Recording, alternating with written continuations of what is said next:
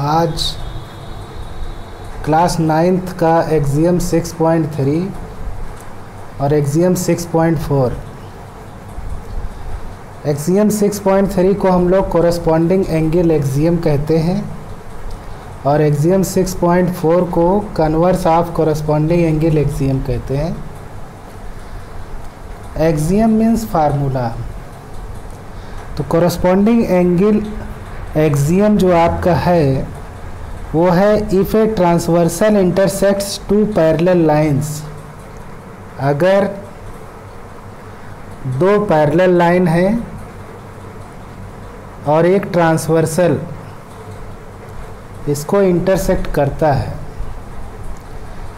तो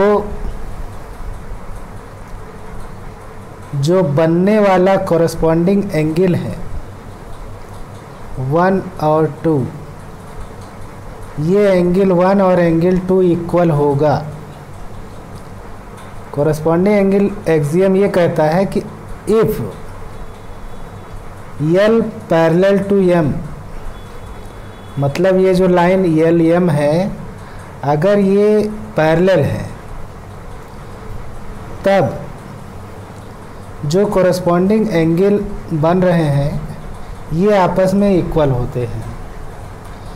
corresponding angle के 4 pairs होते हैं, वो हम पिछले लेक्चर में बता चुके हैं। और converse of corresponding angle axiom ये जस्ट इसका अपोजिट होता है। If corresponding angle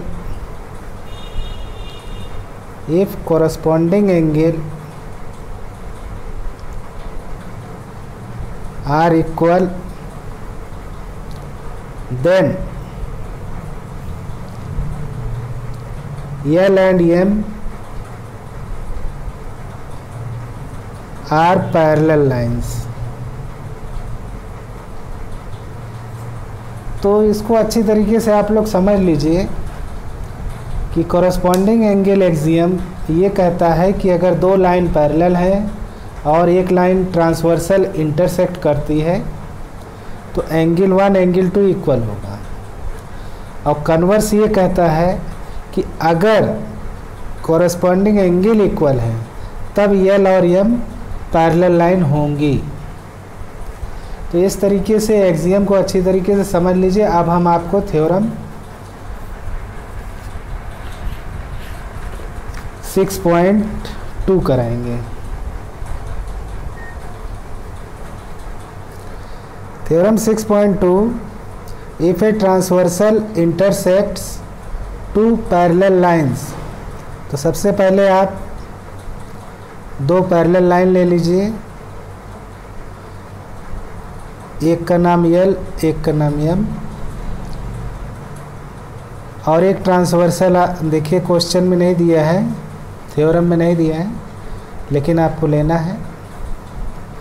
N is a transversal, then each pair of alternate interior angles are equal. सबसे पहले आप ये एंगल बना देंगे, एंगल 1 2 3 4 5 6 7 8। देखिए इफ के बाद जो लिखा रहता है a transversal intersects two parallel lines, then से पहले और इफ के बाद जो लिखा रहता है वो गिवन होता है। तो आप गिवन क्या लिखेंगे? गिवन में आप लिखेंगे L and M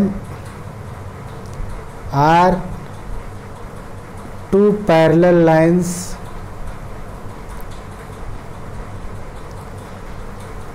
अब फिर इसके बाद क्या लिखेंगे? ट्रांसवर्सल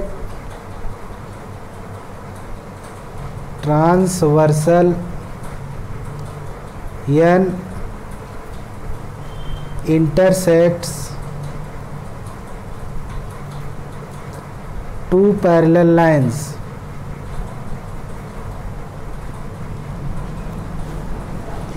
देखिए गिवन जब भी लिखा जाता है तो कॉन्सेप्ट एकदम क्लियर होना चाहिए कि हम क्या बताना चाहते हैं। अब इसमें प्रूफ क्या करना है, तो प्रूफ के लिए देखिए देन के बाद जो लिखा रहता है each pair of alternate interior angles are equal. आपको अल्टरनेट इंटीरियर एंगल इक्वल दिखाना है। तो अल्टरनेट इंटीरियर एंगल तो हमने आपको बताया था कि ये एंगल इस एंगल का अल्टरनेट है और ये वाला एंगल इस वाले एंगल का अल्टरनेट है। तो इस तरीके से यहाँ पर आपको दो पेयर मिलेंगे। एक आपको मिलेगा एंगल 3 इक्वल टू एंगल 5 और दूसरा पेयर मिलेगा एंगल 4 इक्वल टू एंगल 6। ये आपको क्या करना है, प्रूफ करना है।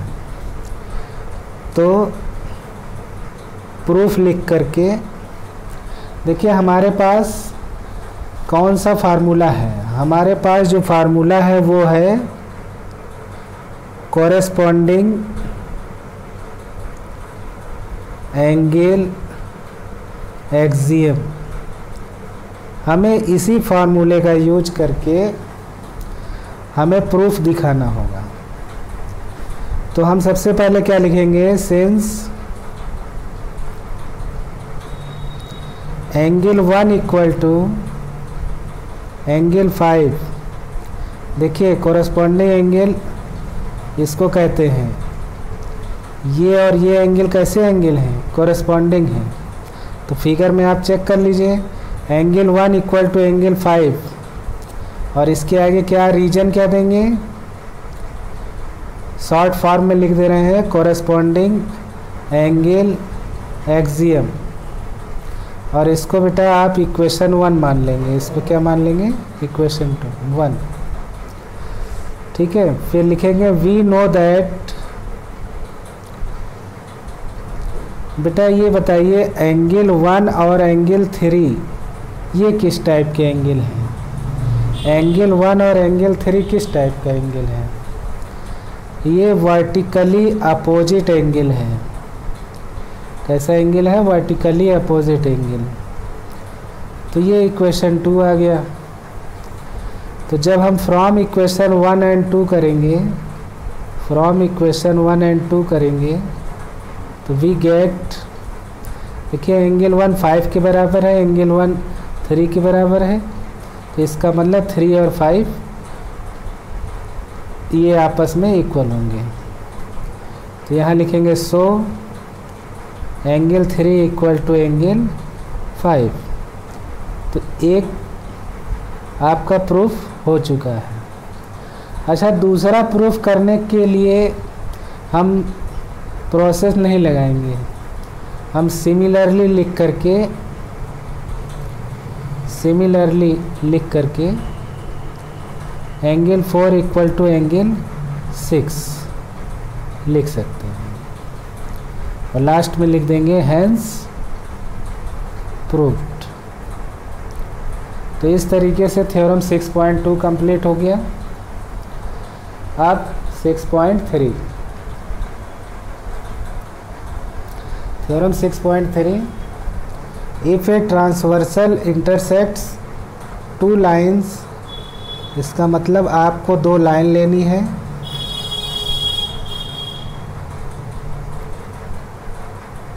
एक लाइन का नाम L, एक लाइन का नाम M। बेटा इसमें 2 लाइंस दिया गया है। If a transversal intersects 2 lines, इसका मतलब ये दोनों पैरेलल नहीं हैं और एक ट्रांसवर्सल है N। Such that a pair of alternate interior angle is equal. इसमें कह रहे हैं कि ये एंगल इस एंगल के इक्वल है और इधर वाला एंगल इधर वाले एंगल के इक्वल है। कहने का मतलब अगर हम सबका नाम दे दें 1 2 3 4 5 6 7 8 ऐसे एंगल का नाम दे दें तो गिवन क्या है, गिवन में लिखेंगे L and M are two lines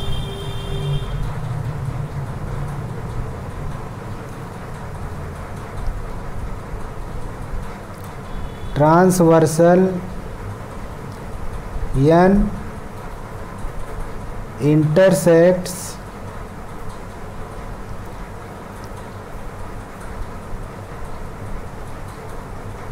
two lines L and M such that angle 3 equal to angle 5 and angle 4 equal to angle 6। देखिए इसमें साफ साफ दिया है। देखिए इफ के बाद क्या क्या दिया है, a transversal intersects two lines such that a pair of alternate interior angle is equal. इसका मतलब इतनी चीज़ें गिवन हैं, क्योंकि देन के बाद जो लिखा है वो आपको प्रूफ करना है। इसका मतलब अल्टरनेट इंटीरियर एंगल इक्वल है, ये गिवन है। प्रूफ क्या करना है, जो लाइन एल है, line L is parallel to M. अब हम प्रूफ करने जा रहे हैं। प्रूफ करने के लिए हमारे पास जो फार्मूला है वो है कॉरस्पॉन्डिंग एंगल एक्सियम। तो सबसे पहले तो हम वही लगा देंगे, एंगल 1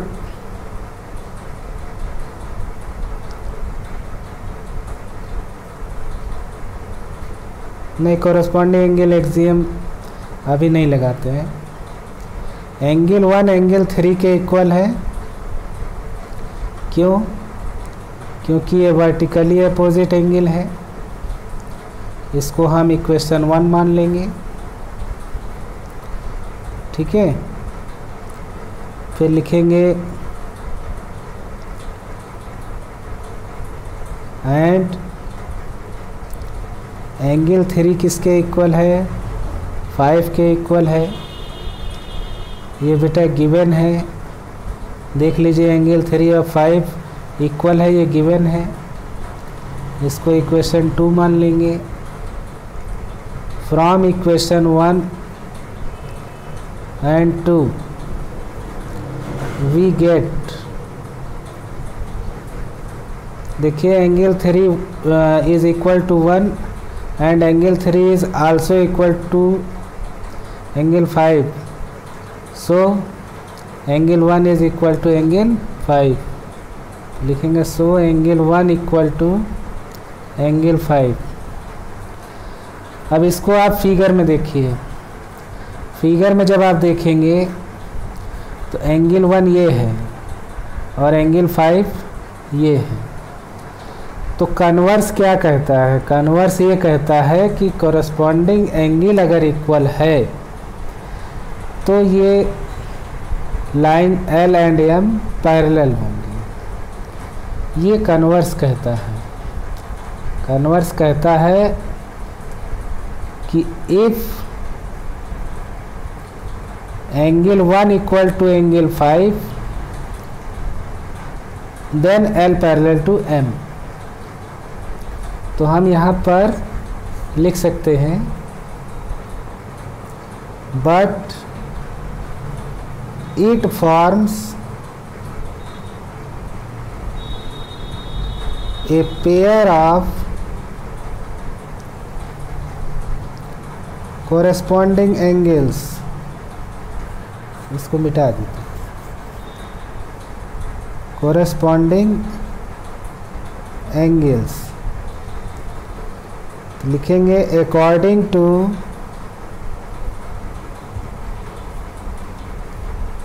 कन्वर्स ऑफ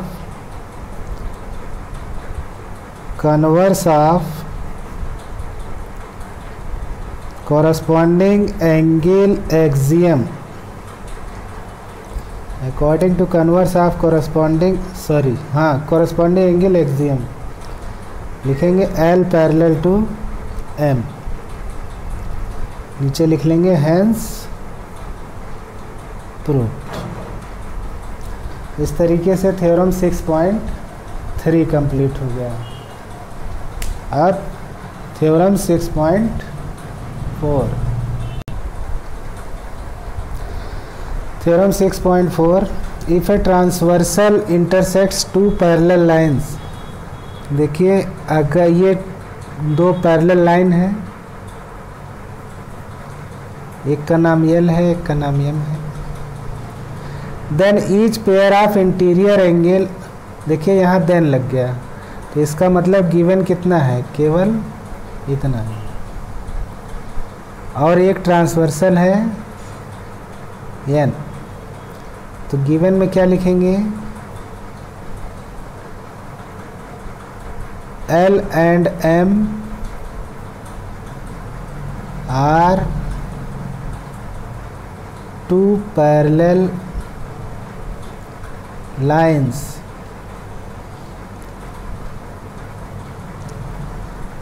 लिख लेंगे। N is a transversal,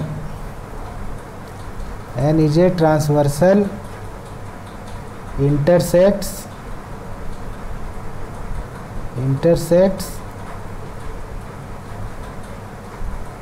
two parallel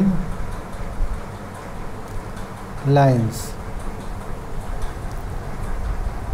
तो इस तरीके से गिवन हो गया। प्रूफ क्या करना है, देखिए देन के बाद क्या लिखा है, each pair of interior angles on the same side of transversal is supplementary. इसका मतलब अगर हम इसमें नेमिंग कर देते हैं 1 2 3 4 5 6 7 8 नेमिंग कर देते हैं, तो इंटीरियर एंगल हमने आपको बताया था कि दो पेयर होते हैं, एक आपका होगा angle 4 plus angle 5 equal to 180 degree, और दूसरा होगा angle 3 plus angle 6 equal to 180 degree. देखिए इंटीरियर एंगल होता क्या है, ट्रांसवर्सल के एक ही तरफ ये दोनों एंगल का सम 180, या तो इस तरफ दोनों इंटीरियर एंगल का सम 180 होता है, तो ऐसे एंगल को हम कैसे एंगल कहते हैं, इंटीरियर एंगल्स कहते हैं। इसका दूसरा नाम एलाइड एंगल्स भी होता है। ठीक है, तो इस तरीके से आपको दो चीज़ें प्रूफ करनी है। सप्लीमेंट्री मीन्स इनका सम 180 डिग्री होता है। तो प्रूफ कैसे करेंगे, प्रूफ करते समय ये ध्यान देना होगा कि हम इसको प्रूफ करने के लिए वर्टिकली अपोजिट एंगल लें कि कॉरस्पॉन्डिंग एंगल लें, कुछ ऐसा लें जिससे सॉल्व करने में हमें आसानी हो। लीनियर पेयर भी लिया जा सकता है। तो लीनियर पेयर में लेने के लिए अगर हम लिखते हैं एंगल 1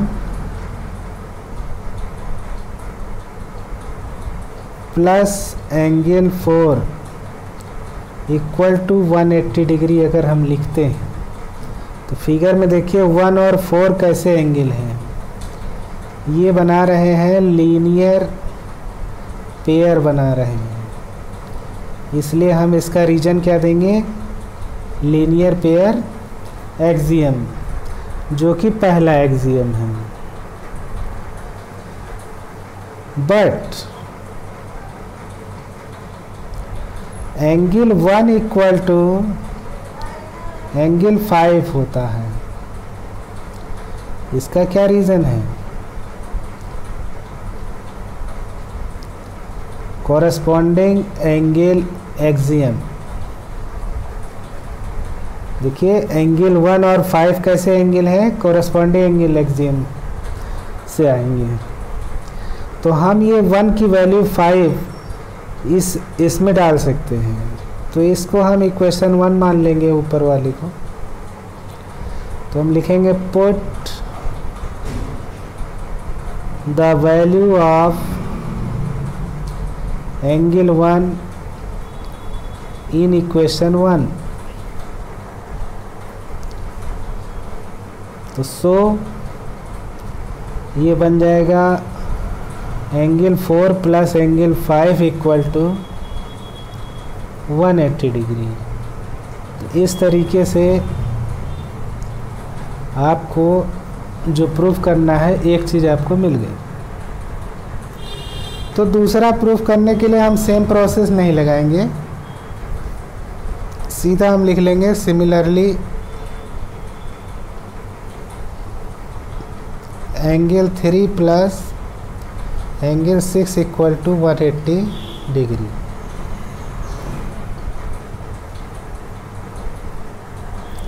यहाँ लिख लेंगे हेंस प्रूव्ड। इस तरीके से थ्योरम 6.4 कंप्लीट हो गया है। अब 6.5, 6.6 ये अगले लेक्चर में आपको बताएंगे। बच्चों, अगर ये सारे थ्योरम आपको समझ में आ गए हैं तो कमेंट कीजिएगा, अगर कोई प्रॉब्लम हो तो भी कमेंट कीजिएगा, उसको हम फिर से समझाएंगे, आपको कमेंट करके समझाएंगे। Thank you.